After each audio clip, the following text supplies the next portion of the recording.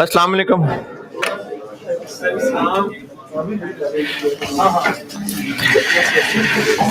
दुरूद शरीफ पढ़ लें।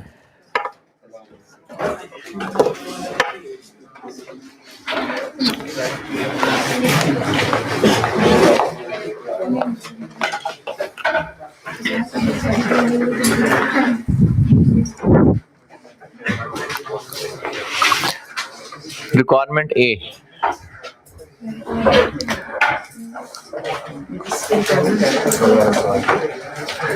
कंबाइंड ब्रेक इवन सेल निकालेंगे पहले यूनिट्स में।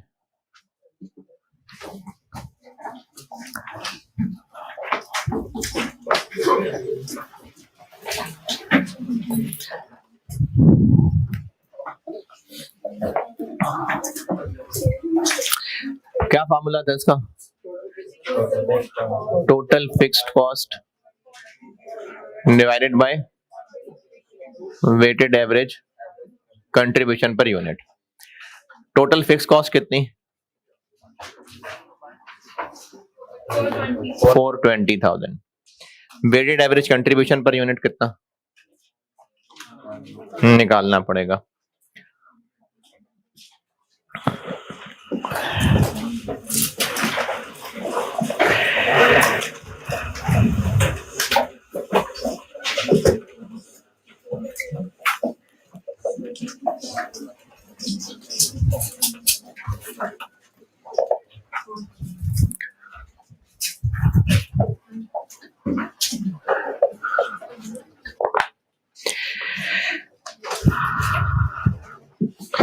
प्रोडक्ट ए का कंट्रीब्यूशन पर यूनिट कितना?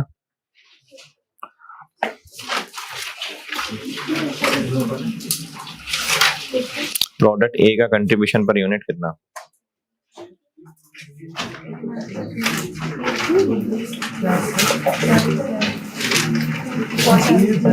बहुत मुश्किल सवाल पूछा है मैंने।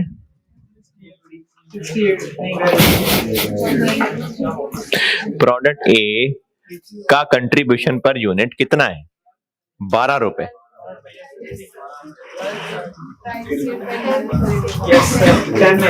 और बी का 10 है। और बजट में यूनिट्स सेल कितनी सोची थी?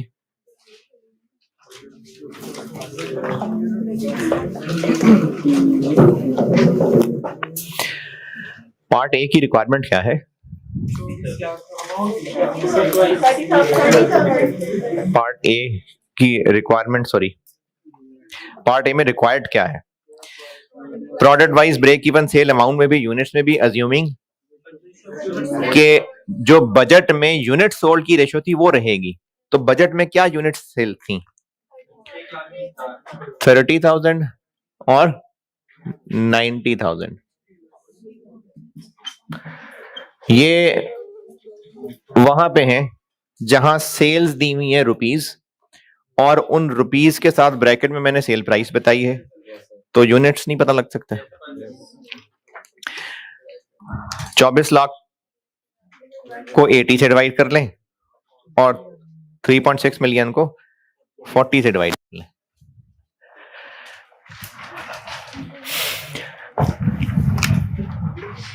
तो weighted average contribution per unit कैसे निकलेगा? वेट्स क्या यूज करने? एवरेज तो निकालना है ना, उसके लिए डब्ल्यू क्या यूज करना है? ये रेशो, यानी 12 रुपए इंटू 30/120 और 10 रुपए। ये रेशो कहा था ना यूज करने, वेट मतलब इनकी रेशो यूज करनी है। 90/120। अगर इसकी रेशो निकालनी ही है तो 1:3 की रेशो है, लेकिन न पड़े तरह चक्करों में बस इस प्रोपोर्शन में बांटना है। तो इस प्रोपोर्शन को वेट लेना है और ये weighted average contribution per unit कितना निकला है? 10.5। ये 10.5 आ गया यहां और इसका आंसर बन गया 40,000 रुपए 40,000 यूनिट्स। ए के बी के? कंबाइंड है। ये निकला है कंबाइंड, लेकिन हमें तो चाहिए प्रोडक्ट वाइज। तो अब स्टेप 2 क्या था? इस कंबाइंड ब्रेक इवन को इसी रेशो में बांट दें, तो प्रोडक्ट वाइज बन जाएंगे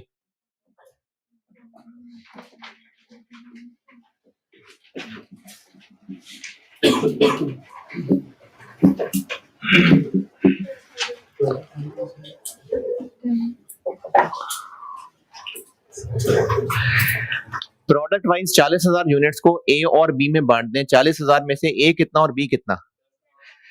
इन 40,000 को इसी रेशो में बांट देंगे। तो 40,000 को 30/120 और 40,000 को 90/120, 10,000 और 30,000। तो ये इस तरह से है 40,000। और रिक्वायरमेंट में ब्रेक इवन यूनिट्स के अलावा ब्रेक इवन अमाउंट भी पूछी थी, तो उसके लिए अब अमाउंट वाला फॉर्मूला लगेगा या यहीं से चल सकता है काम? यहीं से चल सकता है। कैसे? प्राइस से मल्टीप्लाई कर लें।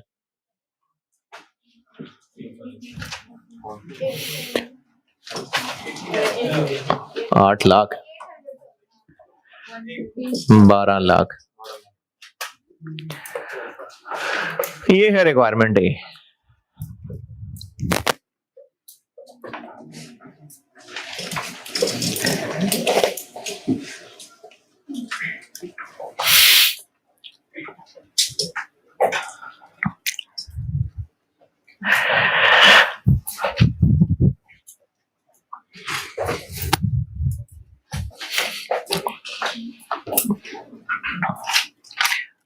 कम कम लग रहे हैं लोग हैं। सैटरडे तो क्या है?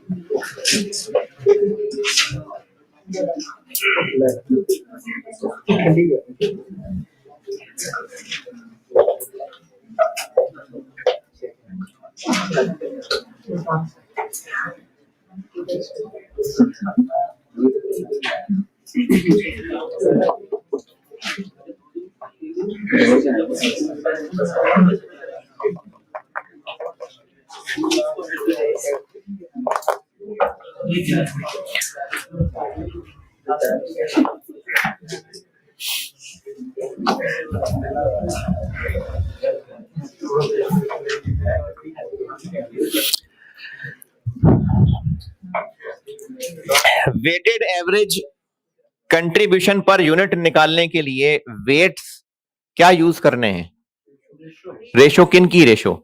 यूनिट्स की रेशो। तो ये मैंने यूनिट्स की रेशो, जो बजटेड यूनिट्स है उनकी रेशो यूज की है। ये रेशो W है, और इससे इस्तेमाल करके जो weighted average contribution per unit निकला उससे डिवाइड करेंगे तो combined break even. Combined break even का मतलब है कि प्रोडक्ट्स दोनों के मिला के टोटल यूनिट्स, लेकिन इनको प्रोडक्ट वाइज अलग अलग करने के लिए फिर इसी रेशो को यूज करना पड़ेगा। और एक बार यूनिट्स निकला है तो फिर अमाउंट तक पहुंचने के लिए प्राइस से मल्टीप्लाई कर लिया। ये रिक्वायरमेंट ए थी।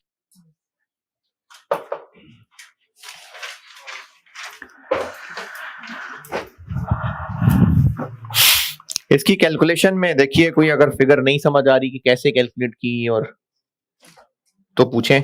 मैं पार्ट बी भी करके ना फिर इनके बारे में कुछ कॉन्सेप्चुअल डिस्कशन करता हूं, जिसको जितना समझ आ जाए उसमें से रख लेना।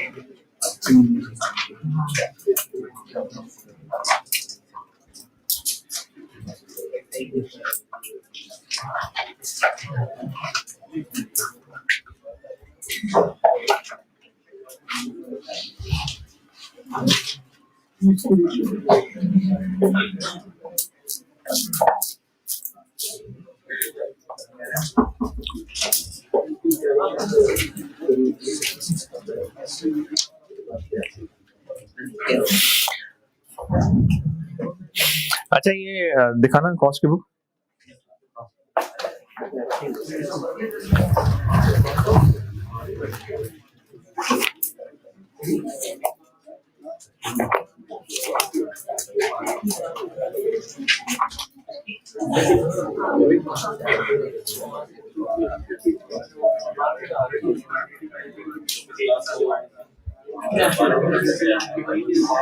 अच्छा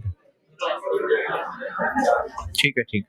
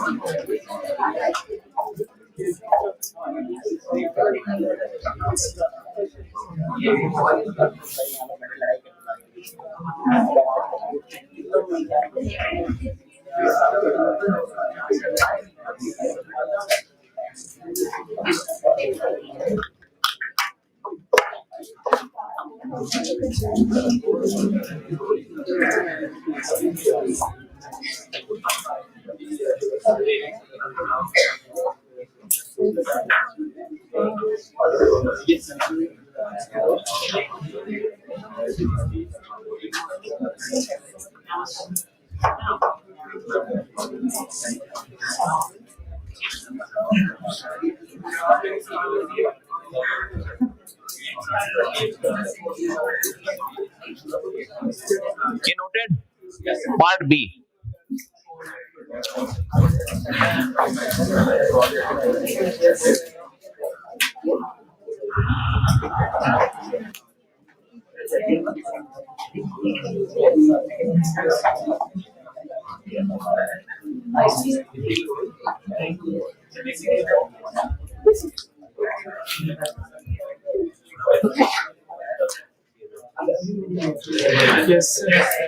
अच्छा कुछ शक्लें गायब नजर आ रही हैं जो बड़के मार रहे थे कि आप यहाँ बयान रखे हम आएंगे, हैं? नहीं कुछ और भी शक्लें हैं।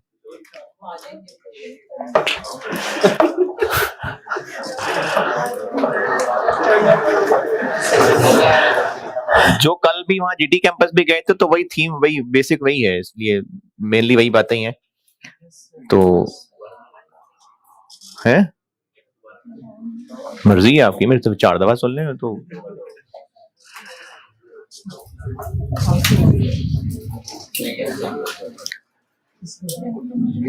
अभी असर पढ़ के फिर करूंगा बयान यही इंशाल्लाह।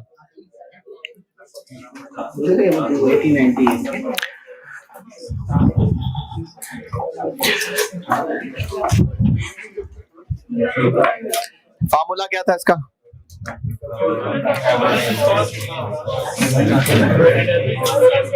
Total fix cost weighted average CS ratio.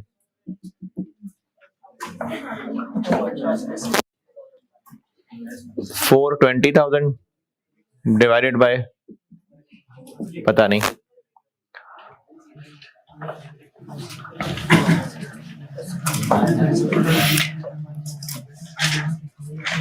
ए की CS रेशियो कितनी? ए की CS रेशियो कितनी?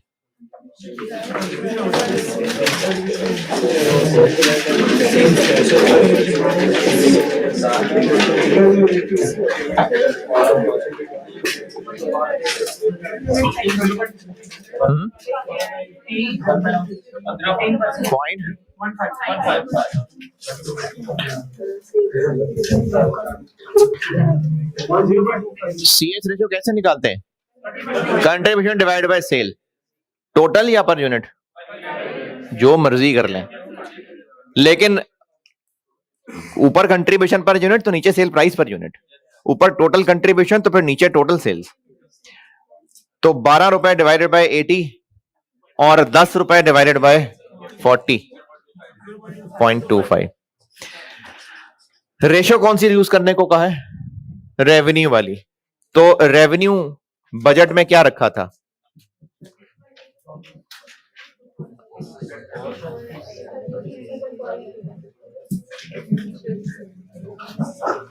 तो वेटेड एवरेज CS रेशियो कैसे बन जाएगी? वेट किसको रखना है अब? ये तो 0.15। अच्छा, ये अगर आप रेशो निकाल पा रहे हैं तो ये 2:3 की रेशो है, अगर नहीं तो उसकी ज्यादा टेंशन नहीं है। 24/60 प्लस 0.25 इंटू 36/60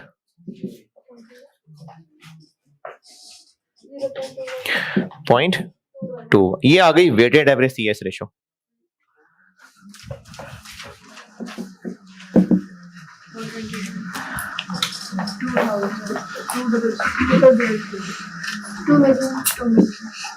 यूनिट्स के रुपीज। ये ब्रेक इवन सेल आ गई अमाउंट में, और वो भी कंबाइंड। अब इसको प्रोडक्ट वाइज तोड़ें।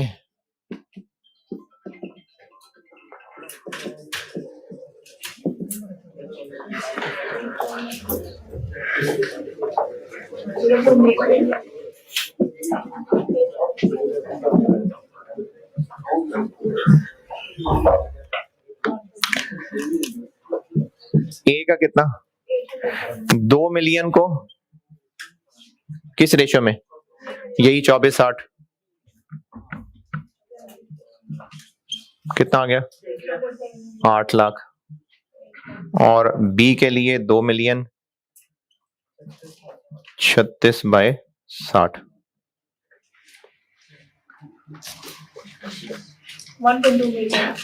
12 लाख। अब ये अमाउंट में निकाल ली, यूनिट्स में भी चाहिए तो प्राइस से डिवाइड कर लें।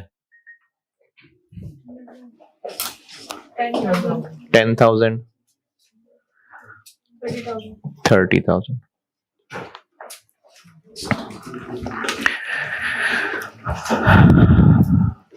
ये पार्ट ए और बी का आंसर सेम कैसे आ गया?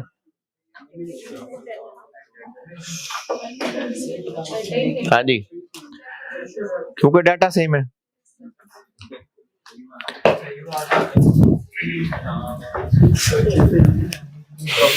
अच्छा, अब इन दोनों पार्ट्स को अच्छी तरह गौर से देख लें। इसके बारे में ना मैं कुछ कॉन्सेप्चुअल डिस्कशन करता हूं नॉलेज के लिए। कैलकुलेशन पॉइंट ऑफ व्यू से ये कैलकुलेशन आनी चाहिए, नॉलेज पॉइंट ऑफ व्यू से कोई डिस्कशन कर देता हूं और एग्जाम के हवाले से 2 नोट्स लिखा देता हूं।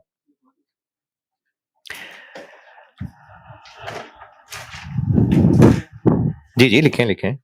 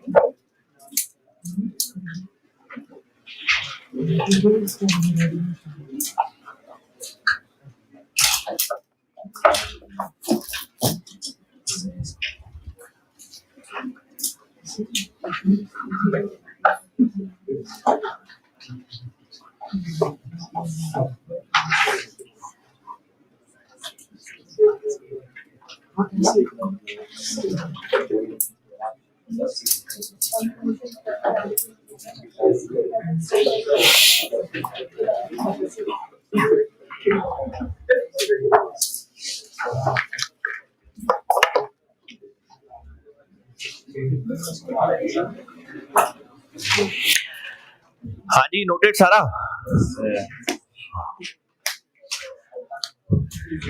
इतनी देर? ठीक है, हो गया नोट। अच्छा, पहले तो आप बता दें क्या क्या सवाल पूछते हैं, मैं सारी डिस्कशन में उसको कवर कर लेता हूं।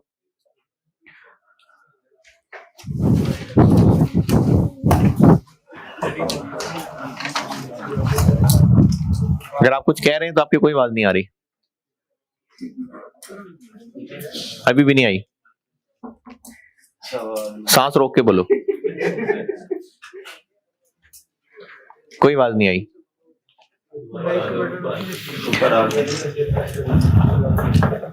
चलें, ये जो यहाँ जिंदा लोग बैठे हैं सामने, इनमें से बताएं इसमें से कुछ पूछना है। इनमें से जो जो कंफ्यूजन हो सकती है ना वो पूछे ना, मैंने कुछ कॉन्सेप्चुअल डिस्कशन इसके बारे में करनी है, तो इसलिए मैं चाह रहा हूं कि आपके जहन में कोई सवाल हैं तो मैं इनको भी कवर करूं बीच में। किसी को कुछ नहीं पूछना,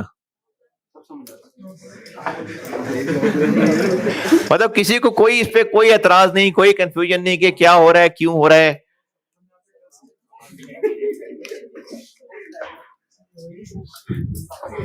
मैंने इधर पार्ट ए में ये फार्मूला क्यों लगाया, पार्ट बी में वो फार्मूला क्यों लगाया है?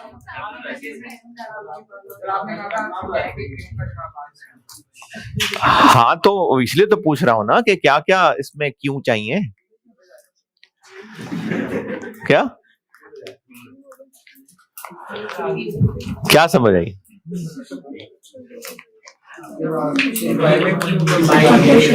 हाँ, नहीं, मैं ये पूछ रहा हूँ कि पार्ट ए के अंदर ये फार्मूला क्यों लगाया, वो क्यों नहीं लगाया, और पार्ट बी में ये क्यों लगाया, वो क्यों नहीं लगाया?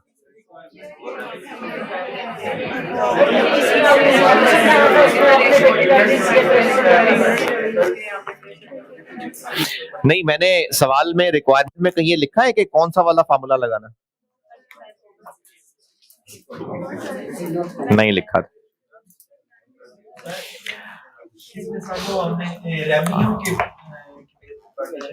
अरे कल लिख के तो दिया था यार, 1.1 1.2 कैसे लिख के दिया था, तो वही पूछ रहा हूं ना।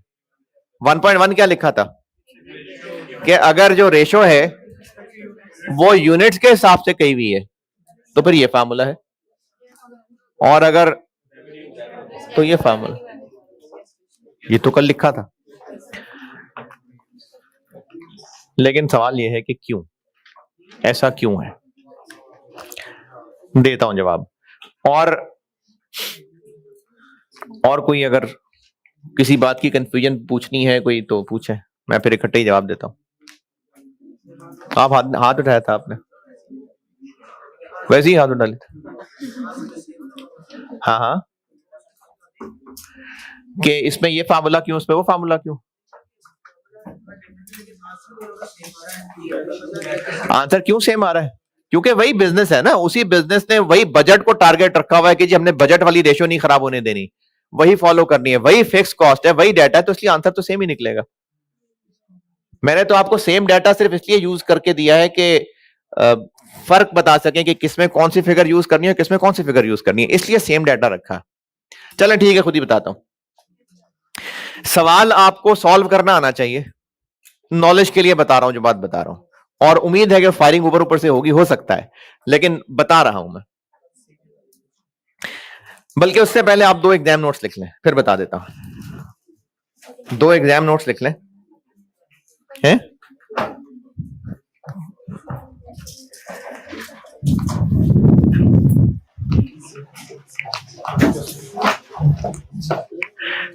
बल्कि नहीं, रहने दें,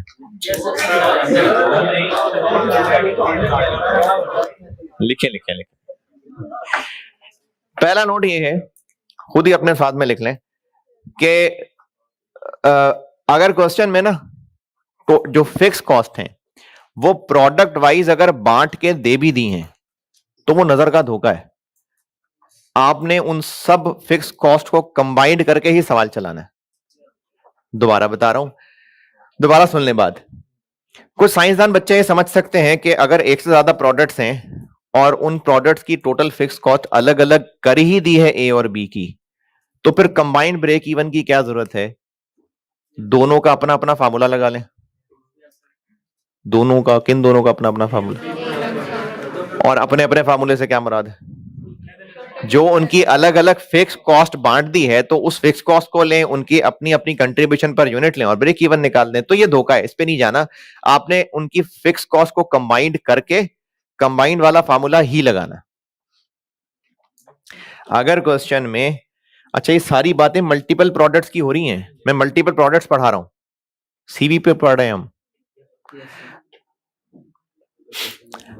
अगर क्वेश्चन में जो फिक्स कॉस्ट हैं वो प्रोडक्ट वाइज अलग अलग बांट भी दी हैं, फिर भी आपने उनको टोटल करके कंबाइंड ब्रेक इवन ही निकालना है।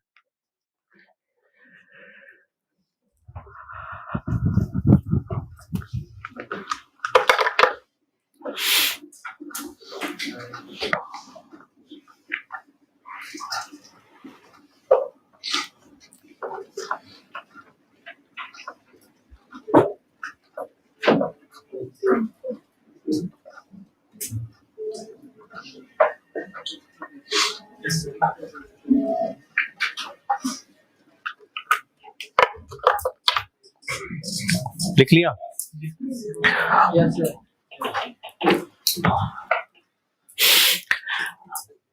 अगली बात ये लिख लेना कि ये जो कंबाइंड ब्रेक इवन है, इसमें यूनिट्स वाला फार्मूला लगाना है या रेवेन्यू वाला फार्मूला लगाना है, इस बात का फैसला रिक्वायर्ड से नहीं होगा। इस बात का फैसला रेशो कौन सी रखनी है उससे होगा। दोबारा बात सुन लें। अगर इस क्वेश्चन में ये जो रिक्वायरमेंट ए थी, इसमें मैंने मांगे थे ब्रेक इवन सेल यूनिट्स भी और अमाउंट भी। अगर मैंने इसमें सिर्फ मांगा होता कि ब्रेक इवन अमाउंट बता दें, बस पार्ट ए, रिक्वायरमेंट ए की बात कर रहा हूं, इसमें सिर्फ ब्रेक इवन अमाउंट मांगी होती, तो फार्मूला कौन सा लगाते? फार्मूला नहीं, वही तो कह रहे हो ना, रिक्वायरमेंट ए, इसलिए मैंने रिक्वायरमेंट ए कहा है। डिपेंड कर, मैंने रिक्वायरमेंट ए ही कहा है ना। रिक्वायरमेंट ए में रेशो कौन सी कही है? रिक्वायरमेंट ए में यूनिट्स वाली।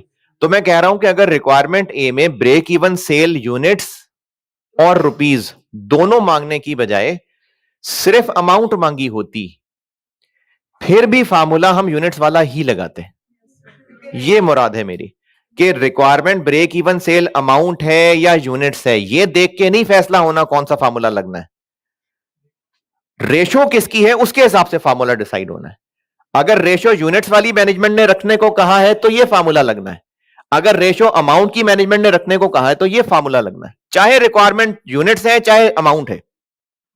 नहीं समझ आ रही बात? ब्रेक इवन सेल अमाउंट की रिक्वायर्ड है या यूनिट्स की रिक्वायर्ड है या दोनों की रिक्वायर्ड है, इसको देख के नहीं होना फैसला कि कौन सा फार्मूला लगना है। किस बेस पे होना है फैसला? कि रेशो कौन सी मेंटेन रखनी है। अगर रेशो यूनिट्स वाली मेंटेन रखनी है तो यह फार्मूला लगना है। अगर रेशो अमाउंट वाली मेंटेन रखने को कहा है तो यह फार्मूला लगना है।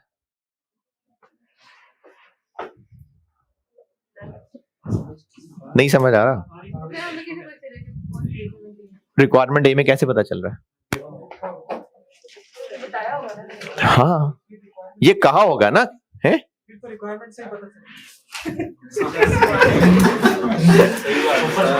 जरूरी है कि रिक्वायरमेंट में ही रेशो बताई हो? ऊपर भी बताई हो सकती है।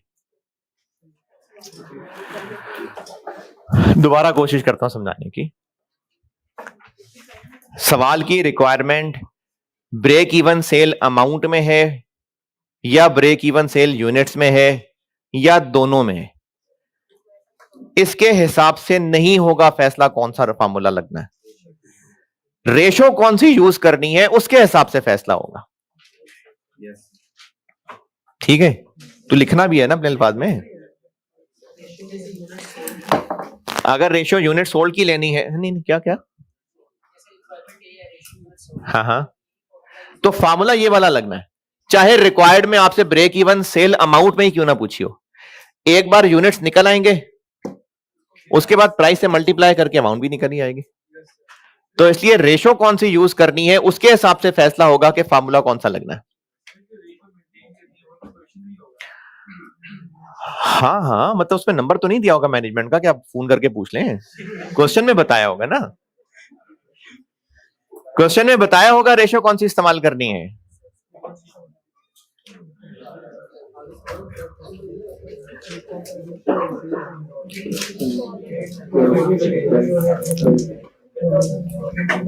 अच्छा, वैसे बताया होना चाहिए, बताया होता है, लेकिन अगर नहीं बताया हुआ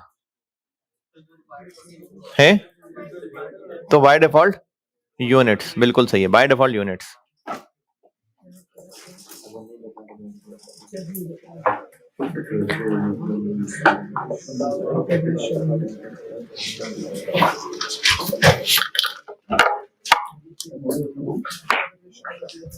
वैसे बताया होता है।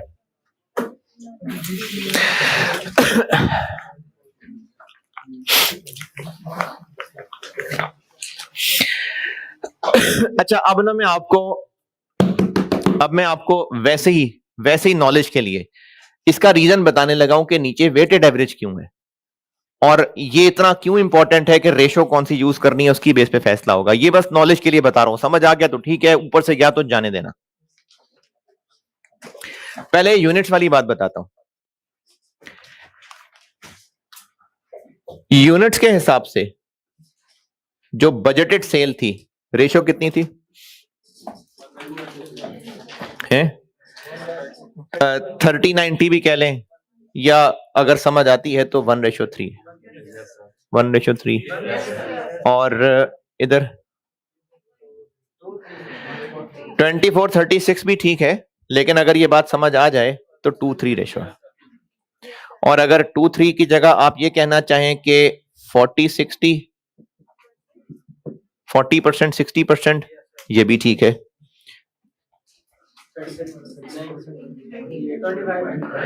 25%, 75%, तो ये भी ठीक है। यही मैंने कल बात बताई थी कि या तो कोई चीज बांटने के लिए परसेंटेजेस होंगी या कोई रेशो होगी, तो ऐसे भी ठीक है, ऐसे भी ठीक है। ये दोनों फर्क क्यों है? क्योंकि प्राइस फर्क है। ये हो गई थी कल बात, ये बात हो गई थी। अगर हम ये अज्यूम कर लें कि जो टोटल ब्रेक इवन यूनिट्स होंगे कंबाइंड, यानी उनको हम कह लेते हैं यू, यूनिट्स यू, यानी ये यू है, तो फिर ये कितना है? यू ए, और ये यू बी है। ये 25% ऑफ यू होगा फिर, और ये 75।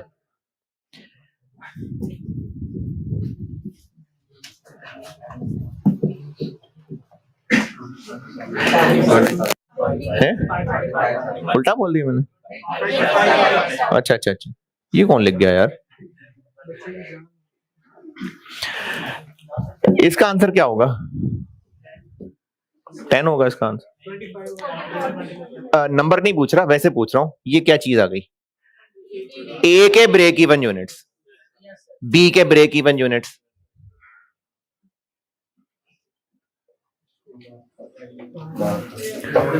रेवेन्यू, कंट्रीब्यूशन आ गया। और चूंकि ये ब्रेक इवन सेल है तो इनका आंसर आएगा 4,20,000। चूंकि ब्रेक इवन सेल है तो इनका आंसर ये होगा। 0.25, 0.75 रेशो यूज करनी चाहिए इसमें, या 2-3 भी कर लें तो खैर है। क्यों? ये यू हमने किसको अज्यूम किया है? ये यूनिट्स हैं, तो यूनिट्स हैं जब ये, तो ए और बी के यूनिट्स में बांटने के लिए ये कर सकते हैं?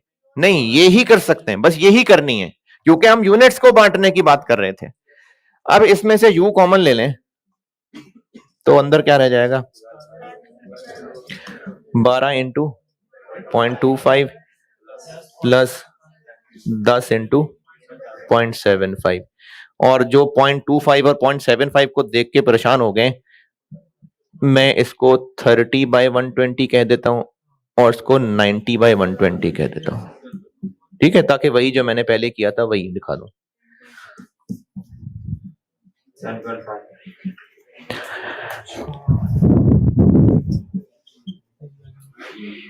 इसका आंसर क्या बना? 10.5। तो टोटल ब्रेक इवन यूनिट्स कैसे निकलेंगे?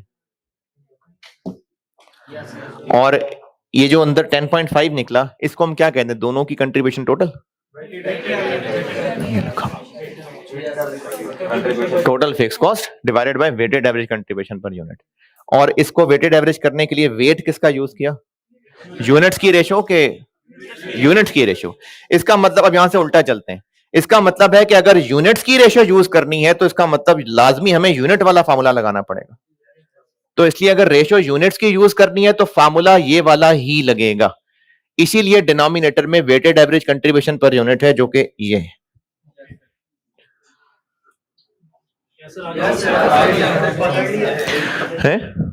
अच्छा ठीक है, यहां पर आते हैं। अगर ब्रेक इवन सेल्स रेवेन्यू, अगर हम टोटल ब्रेक इवन रेवेन्यू को चलो आर कर लेते हैं,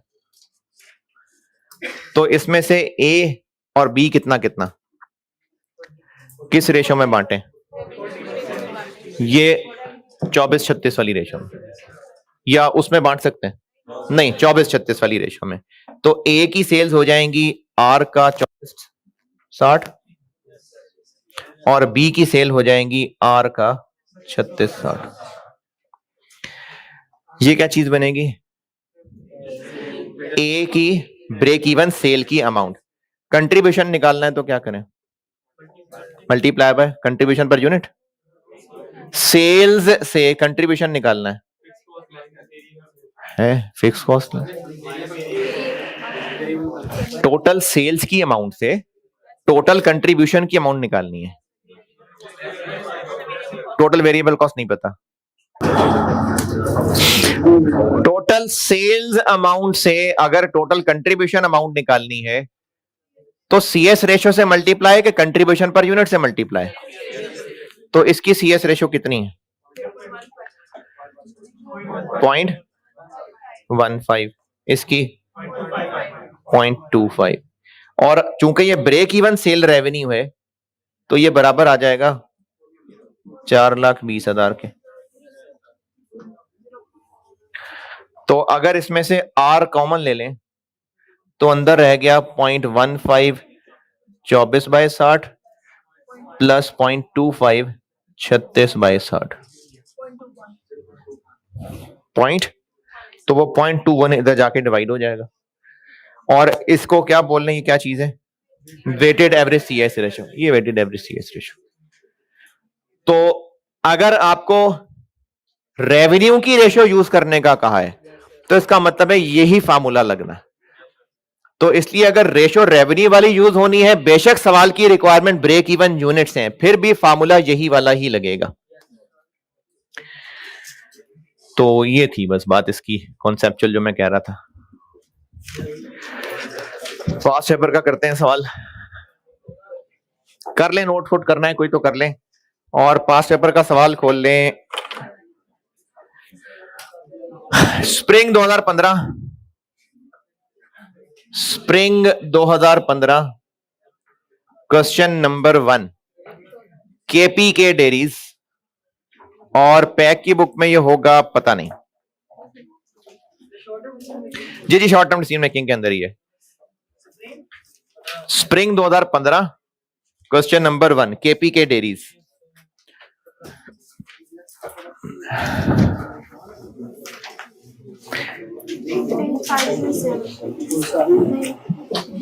नहीं ये नहीं है, क्वेश्चन 5 है। स्प्रिंग 15 क्वेश्चन 1, ये होगा कहीं क्लास वर्क में शायद।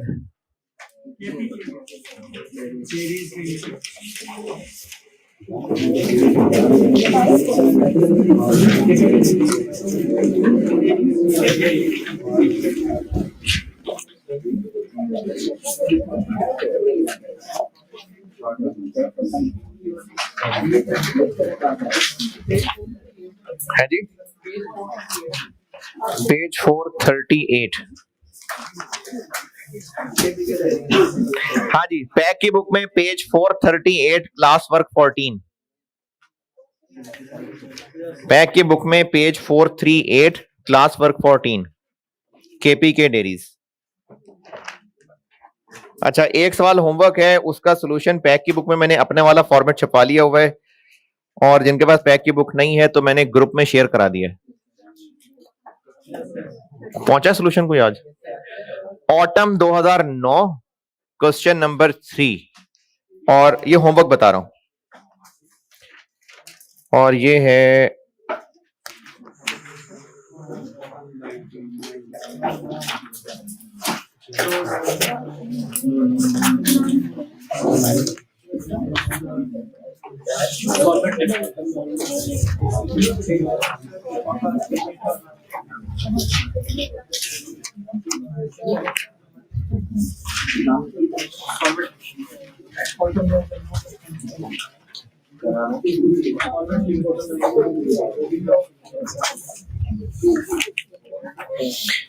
जी होमवर्क पेज 435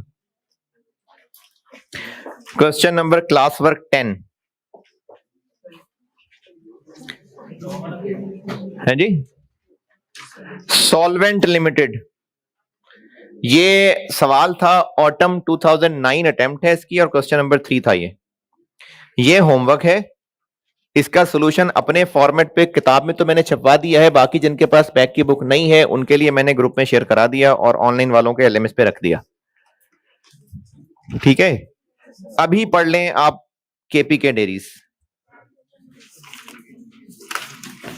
पढ़ लें, मैं करता हूं बोर्ड पे।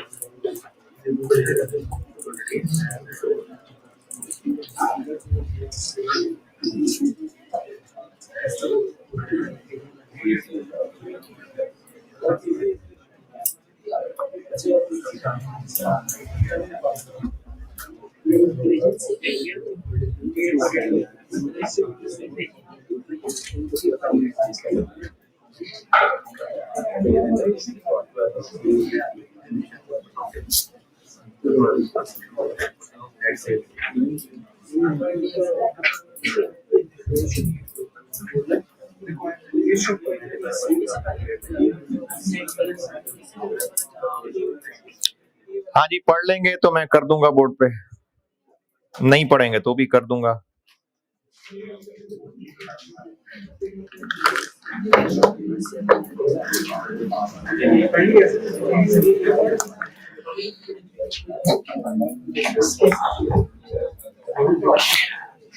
रिक्वायर्ड क्या है? ब्रेक इवन सेल पूछी है, अमाउंट में भी और यूनिट्स में भी।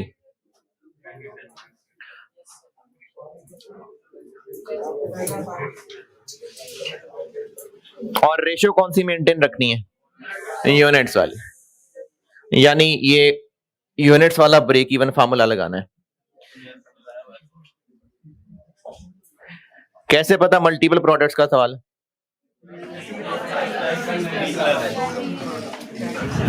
कैसे पता सीवीपी का सवाल? कैसे पता कॉस्ट का सवाल? क्वेश्चन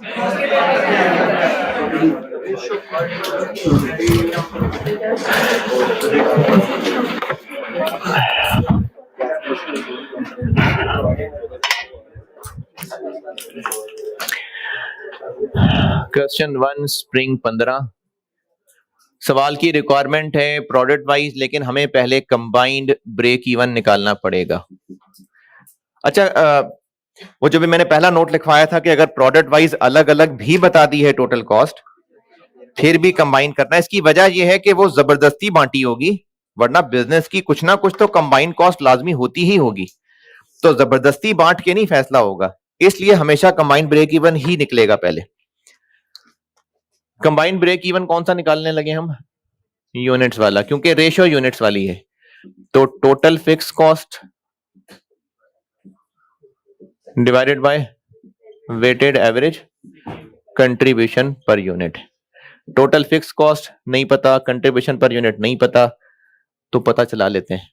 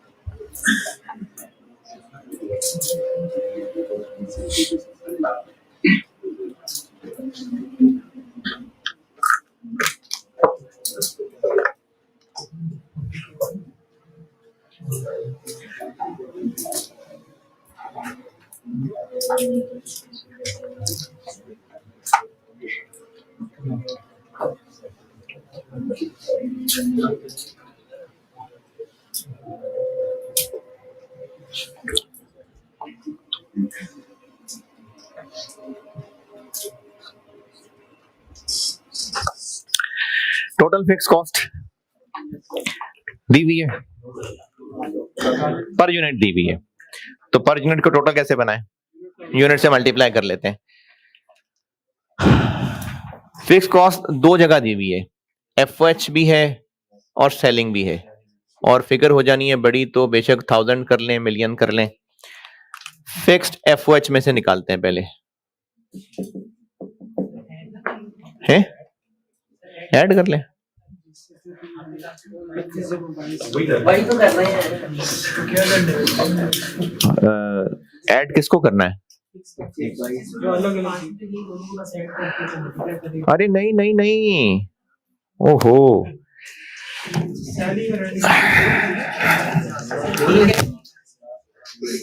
नहीं, बता देता हूँ यार, बता देता हूँ।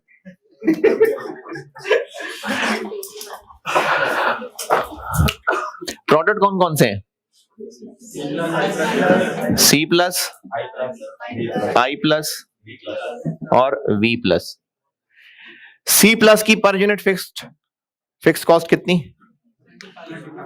25।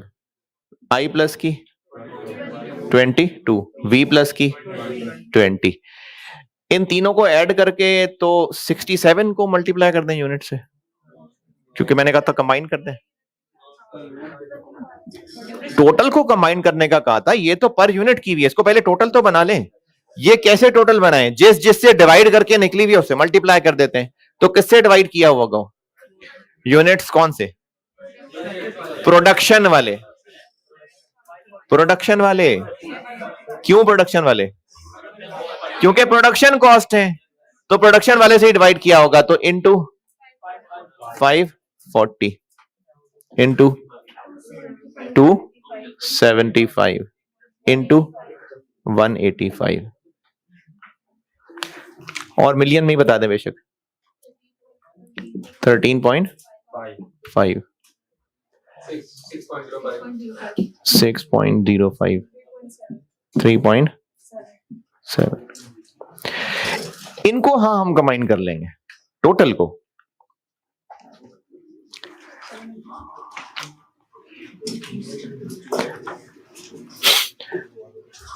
अच्छा, FAR1 का गुस्सा मैंने FAR1 में छोड़ दिया।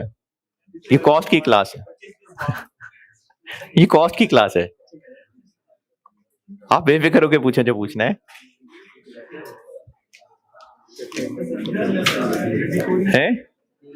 पूछना है कुछ?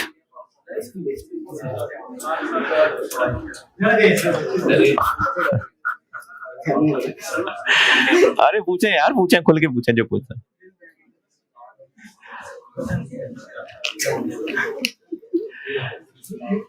पूछना है कुछ? पूछ लो यार, पूछ लो। आपको तो मैंने कहा भी नहीं था, तो ऐसी उम्मत को खिताब किया।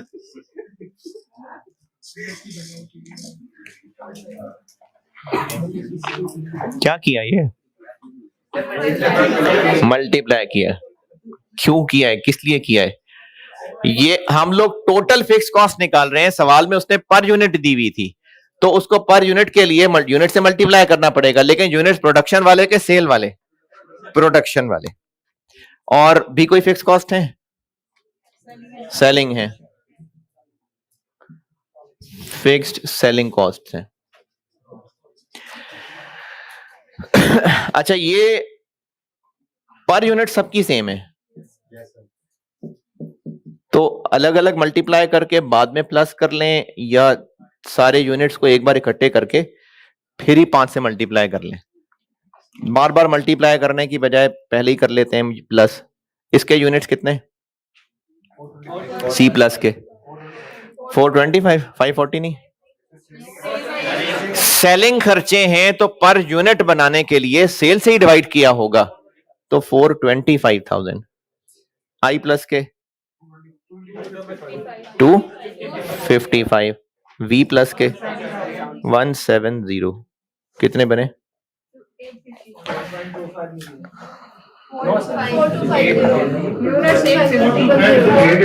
850।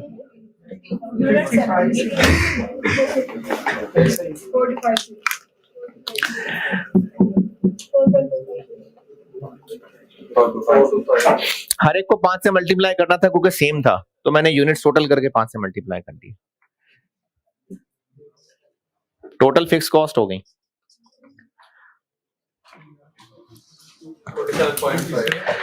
27.5।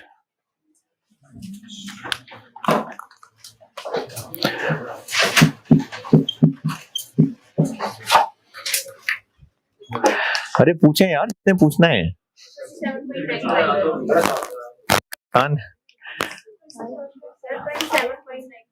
27.95 है, 5 है।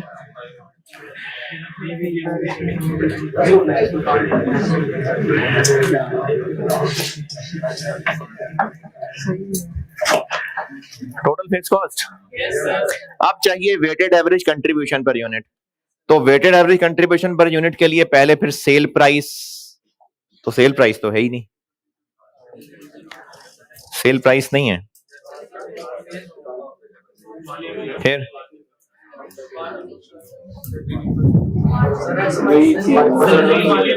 ये वही वो कल धोखे वाला पॉइंट है, इसमें कल जो धोखा था ये वही वाला पॉइंट है। सेल प्राइस, कमीशन,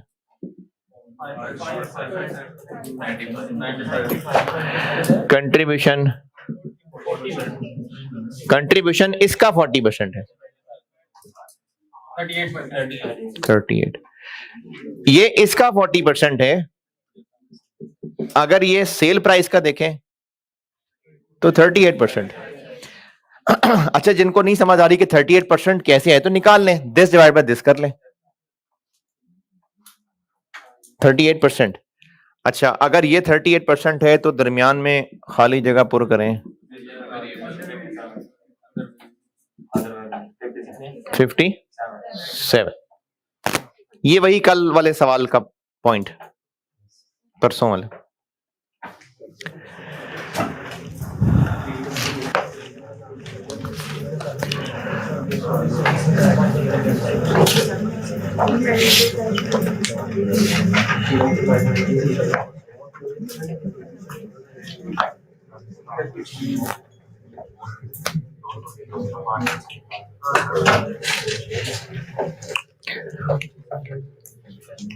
क्यों किया ये कैलकुलेशन, क्यों करनी पड़ी? क्योंकि सेल प्राइस नहीं पता, कॉस्ट पता है, सेल प्राइस नहीं पता, तो ये इसलिए निकाल लिया ताकि यहां से सेल प्राइस तक पहुंच जाए। C प्लस I प्लस और V प्लस, क्या क्या पता है इनका? डायरेक्ट मटेरियल कितनी? 100, 98, 97। Direct labour 15, 13, 12। अच्छा, कर क्या, डायरेक्शन क्या है? अब हम क्या करने लगे, क्या करना चाह रहे हैं? सेल प्राइस निकालनी है। तो हमारे पास अदर वेरिएबल कॉस्ट की इंफॉर्मेशन है, तो यहां से हम सेल प्राइस तक पहुंच जाएंगे। वेरिएबल FOH हैं 23, 19, 16 और वेरिएबल सेलिंग कॉस्ट है 12, 8, 10। ये वेरिएबल खर्चे आ गए सारे, कमीशन के अलावा बाकी आ गए, क्योंकि कमीशन तो नहीं पता कितने रुपए। तो ये बन गया 150, नहीं यार 98 तो ऊपर है। 138, 135।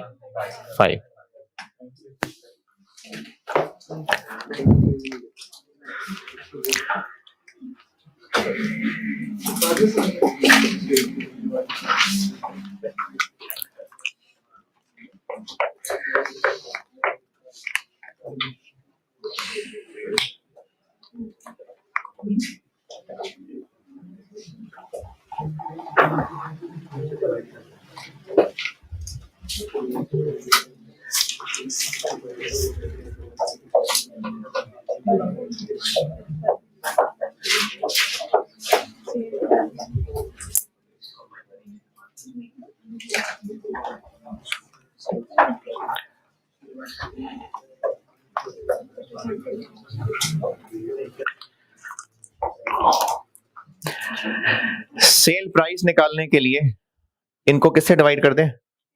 57 से। अच्छा, इसमें कमीशन लिखी है मैंने, तो इसका मतलब ये जो है ये हैं, तो 57 से इनको ग्रॉस अप करेंगे तो सेल्स तक पहुंच जाएंगे।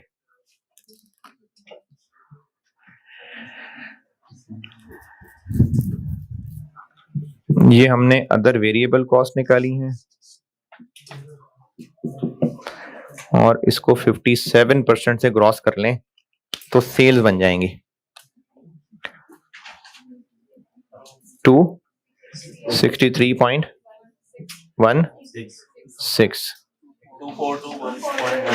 242.11,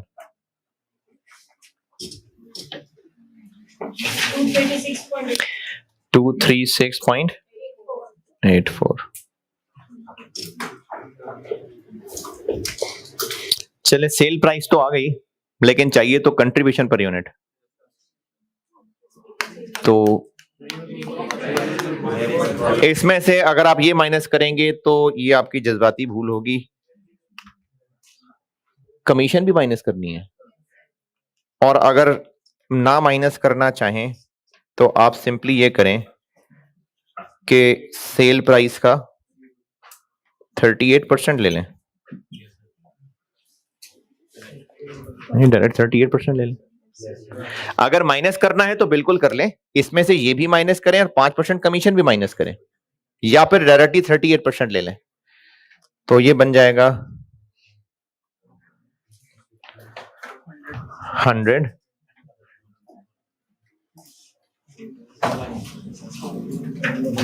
92 90।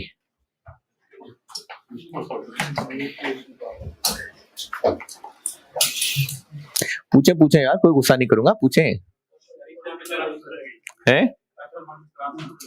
हाँ हाँ, फेयर वन की गुजर गई है, ये भी गुजर जाएगी। कुछ नहीं पूछना जी। कल आए थे परसों हैं, यहां से कि वहां से? आपको यहां से कि वहां से? वो जो सवाल किया था इससे पहले हिमालयन रिवर्स वाला, परसों थे, परसों तो उसमें ये वर्किंग नहीं समझ आई थी, उसमें भी नहीं आई थी।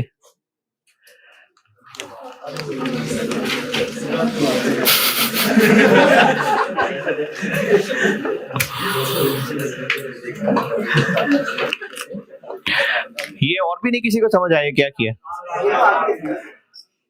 नहीं समझ आई।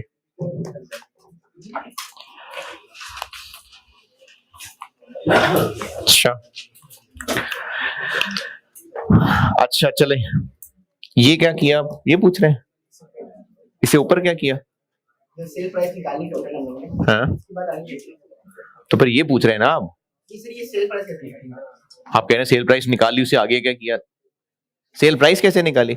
इसका मतलब आप भी यही पूछ रहे हैं इनफैक्ट। ये समझ आ गई है मुझे, ये सेल 100% लेके उसके 54% लेके सब समझ आ गई है, जो उल्टा बैकअप होती है। तो यही किया है मैंने, तो सबको अलग अलग देखिए। हाँ 150 को 57% से डिवाइड किया तो ये आ गया, फिर इसको 57% से डिवाइड किया तो ये आ गया, फिर इसको किया तो ये आ गया, फिर इसको करने लगे तो यहां कुछ था ही नहीं, और ये सेल प्राइस पे 38% लगा लिया। ये कैलकुलेशन और किसको समझ नहीं आई? शर्माए नहीं, बताएं।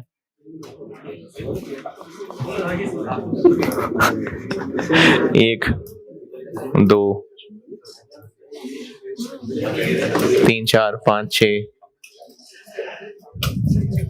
तो किसका इंतजार करते रहते हैं यार, पहले क्यों नहीं पूछते हैं?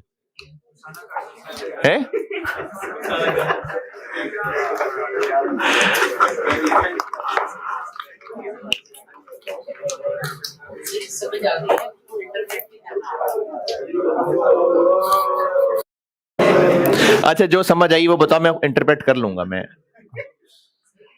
बल्कि आपने तो हाथ ही नहीं उठाया। हाँ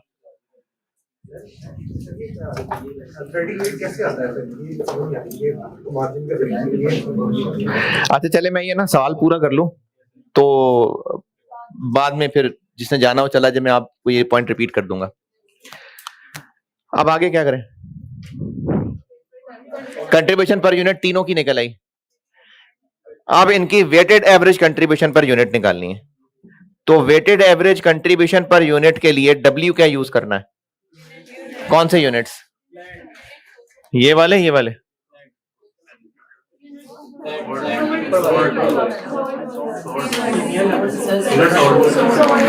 प्रोडक्शन वाले यूनिट्स या ये वाले यूनिट्स? सोल्ड वाले। क्यों सोल्ड वाले? हाँ यही पूछना था। अगर ये ना लिखा होता क्वांटिटी सोल्ड, अगर कहा होता क्वांटिटीज बस,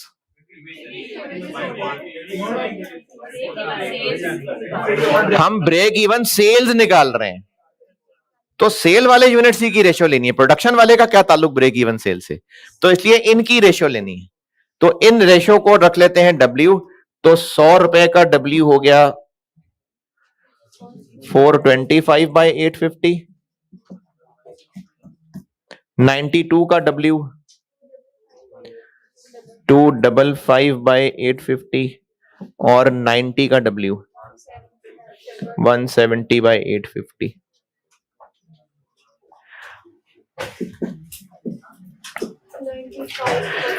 $95.6।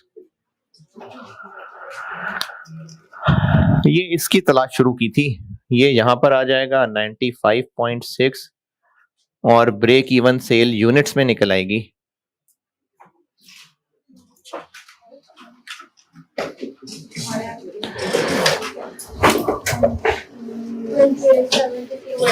287657 बस यही है। ये निकला है combined break even sale units, लेकिन प्रोडक्ट वाइज पूछे तो दोबारा इसी रेशो में बांट लेते हैं।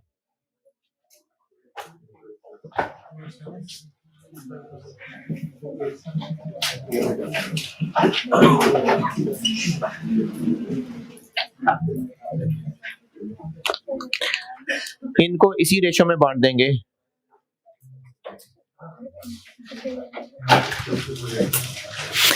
इस 287657 को इसी रेशो में बांट देना है दोबारा, तो बांट दें।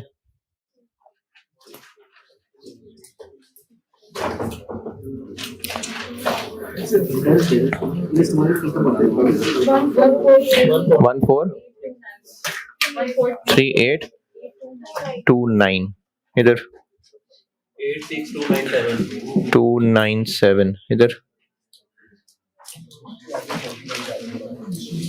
57531 ये निकल आई ब्रेक इवन सेल यूनिट्स में, और प्राइस लिख लेंगे 263.16 242.11 236.84।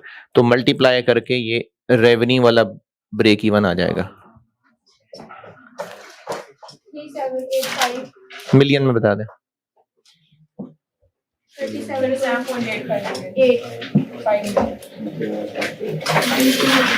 चले कर ही लेंगे मल्टीप्लाई।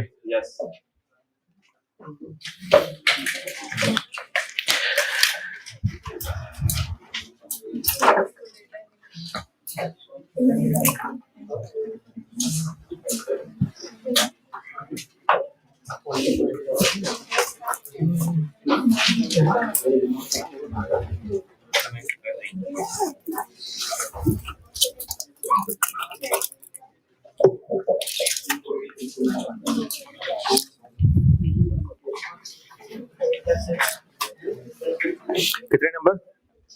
17। अभी तक जितने भी किए हैं सीवीपी के सवाल, क्या क्या मुश्किलें आ रही हैं?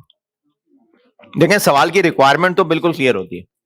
अभी तक जितने किए हैं सब में क्लियरली पूछा, पता चल रहा है क्या रिक्वायर्ड है। तो मुश्किल कहां कहां फेस कर रहे हैं? सेल प्राइस,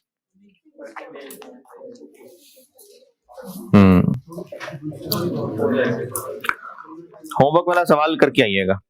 अच्छा अभी ठीक है, जाएं जिसने जाना है, जो 4-5 जिन्होंने बैठना है बैठ जाएं। मैं ये दोबारा समझा देता हूं।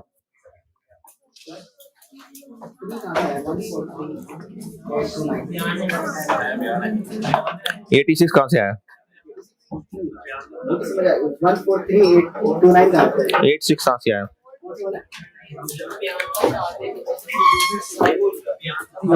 बयान का मैंने बताया था है, बस अभी नमाज पढ़ के इंशाल्लाह